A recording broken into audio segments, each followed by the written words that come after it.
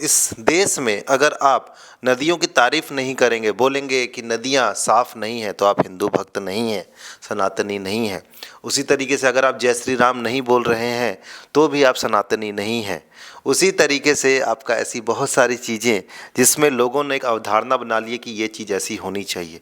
केवल हम ऊपर ऊपर से सोचना चाहते हैं, डीप में नहीं जाना चाहते हैं। बहुत सारे लोग जो अपने आप को नास्तिक कहते हैं, लेकिन वो आचार्य प्रसाद जी की जब वीडियो देखते हैं तो वहाँ पर उनकी नास्तिकता खत्म हो जाती है। केवल वहाँ पर एक सही तरीके से डायरेक्शन देने वाली बात समझ में आती है, जो कि हमारे पुराने धर्म ग्रंथों में, गीता में, उपनिषद में सारी चीज़ें लिखी है।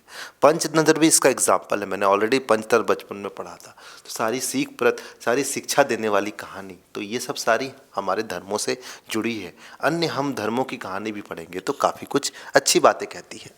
लेकिन आपका आचार्य प्रशांत जी के जो बुक इंस्टॉल में जो एक घटना हुई, उसमें किस तरीके से उनकी बुक को आग के हवाले कर दिया गया और साथ ही कृष्ण जी की फ़ोटो भी जला दी गई। और वो दावा कर रहे हैं, जो लोग आए होंगे पक्का उनसे चिढ़े हुए होंगे। मतलब अपनी बुराई बताना, अपनी चीज़ों के बारे में सच सच बोलना क्या गलत है?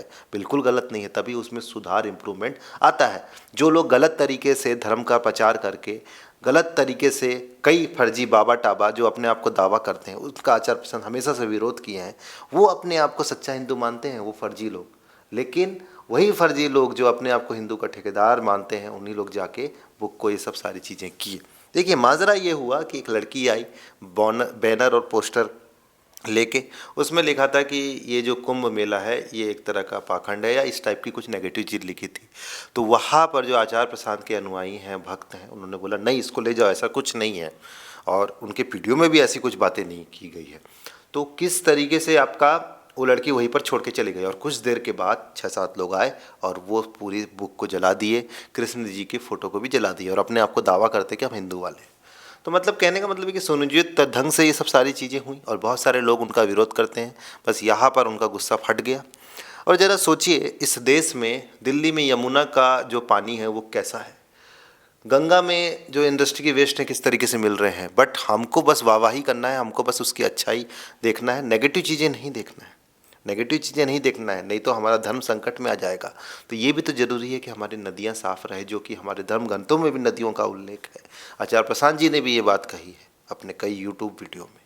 तो वहाँ पर हम सुधार की कभी उम्मीद नहीं करेंगे। बस हम थोड़ी सी बुराई या थोड़ी सी सच्चाई बता देंगे तो हमें बहुत बुरी तरीके से चिढ़ मचती है। आशा करता हूँ वीडियो आपको अच्छा लगा होगा। मिलते हैं अगले वीडियो में। वीडियो देखने का बहुत बहुत धन्यवाद।